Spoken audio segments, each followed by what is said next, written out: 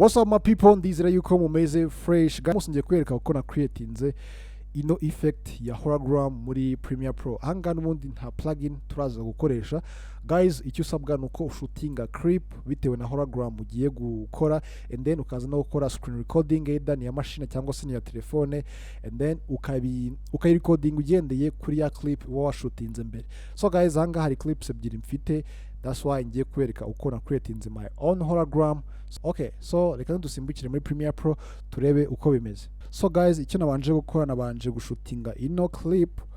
Okay, so ndimo guscrollinga, just nimaginaga yuko nyine mfite screen imbere yanjye ndimo guscrollinga. Okay, so nyimara kuyishutinga guys, icyo nakoze naje gukora screen recording muri computer, and then ariko guys nakoresheje timing ya ino footage n'ubundi nabanje gushutinga bwa mbere kugira ngo timing zize guhura. So guys, icyo ngiye kubanza nakora n'ubundi no kugira ngo mbanze nahuza zino timing kugira ngo mbashe kuba nakora hologram birimo kujyana neza cyane. So icyo ngiye gukora rero, ngiye gufata ino screen recording. Okay, nafashe nyishyira no hejuru y'iyi clip yanjye. Okay, so ndasa nkaho nyigabanyirije opacity. Okay, kugira ngo zino timing cyangwa se ino timing nze kubisettinga fresh. So ndaza gushaka aho uno mu character agitangira guscrollinga. Okay, ahangaha so ndaza kuhakata guys. Yes, mbere nkaho mpashyize sinye, and then icyo ndaza gukora noneho ndatanza haye kuri screen recording yanjye kuri clip yo hejuru,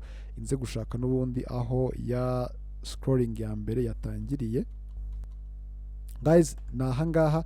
So icyo ndaza gukora naho ndaza kuhakata, and then noneho ndaza guhita nza gukombina zino signal cyangwa se zino cut nze kuzishyira hamwe. Noneho ubwo ninza guplayinga nze kureba yuko scrolling zirimo kujyana. Okay,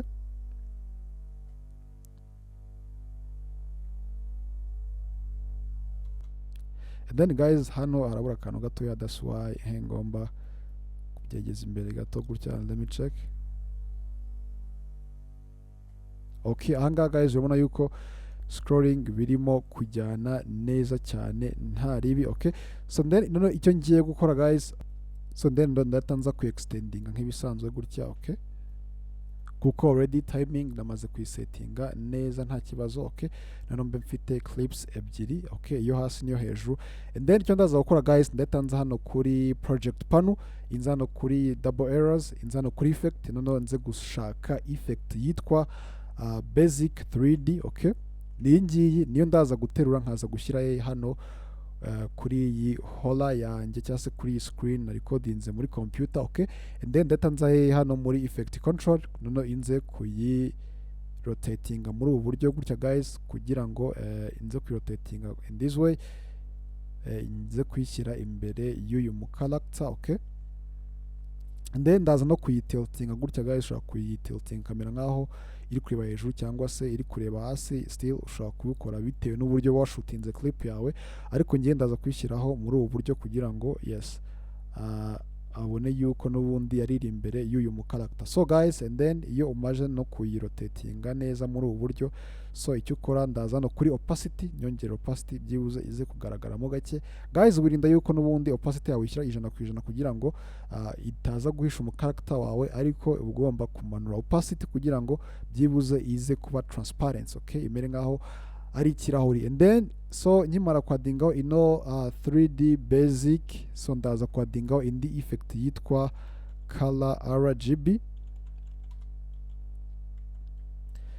So niyo iyi ngiyi nayo ndaza kuyiterura nyishyirehe n'ubundi kuri iyi yes kuri video yanjye. Okay, so ndaza hano gukoresha ino red nyihindurira ibara, still ndashaka gukoresha iri ngiri cyangwa se guys nshaka no gukoresha yes blue. Okay, ushaka gukoresha nyine ibara ushaka bitewe na hologram ushaka. Okay, so ngereka nze nkoresha iri ngiri. Okay, and then so still nze kugabanya kuri hologram yes crop opacity gatoya. Ahangaha birasa neza cyane. So and then reka nze guys nadingeho na grow. Okay, na grow effect, grow yes, ndaza gukoresha ino alpha grow, nayo ndaza kwiterura nyishyire hano kuri clip yanjye. Okay, still ahangaha ndaza kongera grow. Okay, urabona ko ndi kuyongera intensity muri ubu buryo, and then no kuri start color. Okay, nshobora yes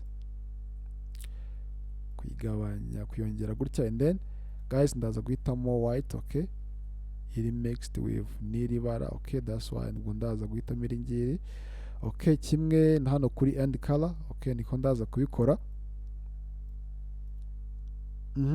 Gutya birasa neza cyane. So guys, icyo ngiye gukora noneho ngiye kwadingaho indi effect ya wave wrap, okay, cause nshaka yuko ino hologram somehow iba iri kumuvinga, okay, so ndaza kwandikamo wave wrap, okay, ni iyi ngiyi ndaza kwiterura nyishyire n'ubundi kuri iyi top clip yanjye, okay, so and then hano kuri kuri wave height ndaza gushyiraho -2 kuko ndashaka ko iza kuba imuvinga gakeya, and then hano kuri wave width so ndaza gushyiraho umubare munini, okay, nze kureba ninza guplayinga, ubona ko biracyarimo ibintu bikigenda bitari kugenda fresh. So ndaza hano kuri wave speed nayo nze kuyishyira ku mubare munini like kuri 90 okay, so ninza guplayinga guys, now urabona uko cyangwa se urabona uko no hologram yanjye irimo kugenda, okay, gutya ni sawa nta kibazo. And then iyo ndangije kwadingaho zino effect guys, ubwo icyo ngiye gukora ndashaka yuko guys gutya uno mu character akimara gupressinga kuri iyi telefone, okay, and then ino hologram irahita izamukira ivuye muri telefone, and then igahita iza hano mu kirere. So icyo ndaza gukora rero, ndaza kureba aho uno mu character guys akimara gukanda ino phone, okay, so and then let's suppose yuko hologram already itizamuka direct akimara kuyikanda. So ndaza hano kuri position scale mpita nadingaho keyframe as default, okay, nta kintu ndakora, and then indangiza ndahita nza hano kuri iyi blue line yanjye ya mbere, okay, kuri iyi blue line yanjye noneho inze gusimbuka amaframe ariko ndi kujya inyuma gutya. So ndaza gusimbuka nk'amaframe guys nkarindwi, okay, so and then indangiza ndahita nza kugabanya ino hologram, okay, so first reka banza gishyiramo kuri 20, noneho inze nkoreshe position ndi kuza kuyisettinga kuri telefone, okay, and then noneho nshyire kuri 5 ndebe ko guys iri kujya kuri telefone fresh, okay, muri ubu buryo guys, and then mite nza kwishyira kuri 0. So and then ubwo ninza guplayinga nuko guys hologram yanjye irahita izamuka, okay, ariko izamutse guys yihuse, that's why mba ngomba no kugira gute kuyigabanya,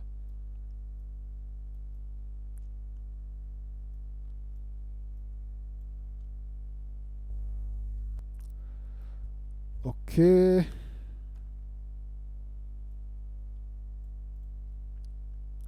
So ndaza guselectinga zino keyframe, okay, nkande right click kugira ngo mbanze kuzismoothinga muri ubu buryo, okay, ubwo ninza guplayinga gutya guys,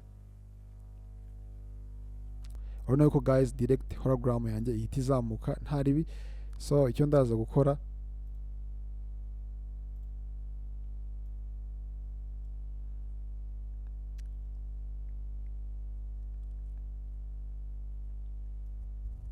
ndaza kwigeza imbere, okay guys, gutya ubona ko yazamutse atararangiza gukanda. So that's why akimara gukanda gutya guys aribwo hologram yanjye irahita izamuka. So ubwo okay, reka playing turebe. Urabona yuko guys already bimaze kuba, and then ndahita nza hehe naho hologram yanjye akimara kuyireba, okay, akimara gupressinga irahita iba disappeared, okay, nivango hano already akimara gupressinga gutya guys, okay, irahita iba disappeared. Naho ndaza kwadingaho keyframe as default nta kintu ndakoraho, and then noneho ndahita nsimbuka frames naho ndi kujya imbere, okay guys. Hano ubwa mbere twasimbutse frame turi kujya inyuma, and then ahangaha aho iri kurangira turasimbuka frame turi kujya imbere, frames, okay, nk'eshanu cyangwa 7, and then ubundi still nze kugabanya kuri ya scale yanjye inze kuyisettinga he hano kuri telefone, alright, and then nze kwishyira kuri 0, alright. Ubwo no ninza guplayinga inze kureba uko hologram yanjye ihita iba disappeared guys. Nkuko urimo kwibona nuko nguko na creatinze hologram yanjye muri Premiere Pro. so and then ikindi kintu ndaza kwadingaho, so ndaza kuduplicatinga ino clip y'uyu mu character wanjye. Okay, ndaholdinga alt kuri keyboard. Okay, nzamure gutya guys, ubizi yuko iyo hologram izamutse hari highlight cyangwa se urumuri ruhita rukubita kuri subject, that's why ndaza kuyiduplicatinga. Noneho nkaza no kuri opacity, noneho icyo ndaza gukora, so ndaza ku maskinga aho highlight yanjye iraza kuba iri. Okay, so no kuri ameza guys iraza ku affect aho. Okay,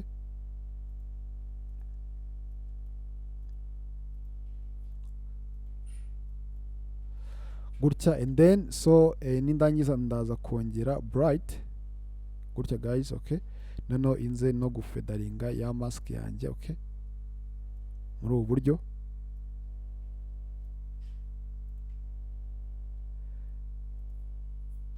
Yes, gutya guys, and then so icyo ndaza gukora, sindaza he kuri ya hologram yanjye. Okay, so icyo ndaza gukora guys, ndaza n'ubundi kuri ya highlight yanjye. Okay, ubwo n'ubundi aho ya hologram yatangiriye igaragara, n'ubundi ni naho ino highlight iratangira igaragara. So icyo ndaza gukora n'ubundi guys, ndaza kuri ya highlight yanjye. Okay, so nyigabanyirize opacity.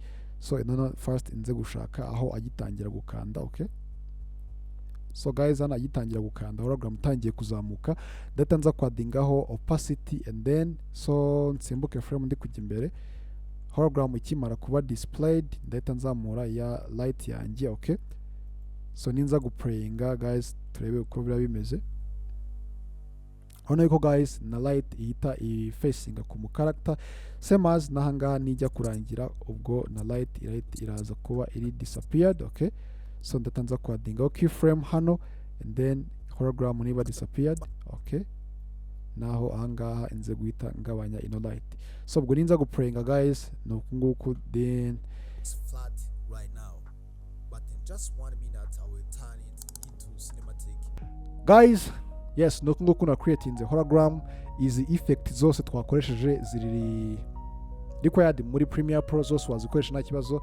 Version ya Premiere Pro yose waburi gukoresha nta kibazo zose zirimo, and then ukagetinga your final result. So niba wakunze ino video, please subscribe, like and na commenting utubwire uko bimeze. Ndakunda cyane rero, tuzegurira mu video y'ubutaha. Peace.